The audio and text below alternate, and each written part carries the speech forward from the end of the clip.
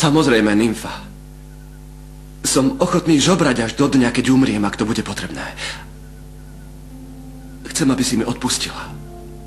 A znova ma ľúbila. Nymfa, chcem žiť svoj život s tebou. Nikto ti nekázal, aby si ho zničil. Ty sám si rozbil naše manželstvo. Tak teraz oň ho nežobri. Nymfa, láska moja, nebuď ku mne tvrdá, prosím.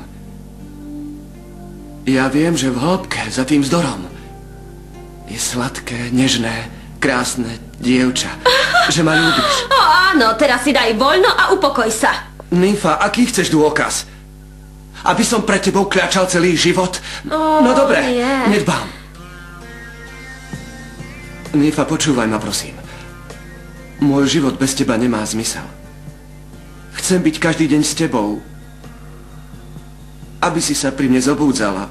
Aby si bola matkou mojich detí. Už dosť. Stačí, Achilles. Nechcem viac trpieť. Dosť už. Nikdy som sa neodovzdala nikomu ako tebe. A ty si ma sklamal. Viem to, Nymfa. Viem, že som ťa sklamal. Že si ťa nezaslúžim. Že si pre mňa príliš dobrá. Ale čo mám robiť? Ľúbim ťa. Ľúbim ťa, Nymfa. Ľúbim ťa. Ven a mí, dulce amor, ayuda.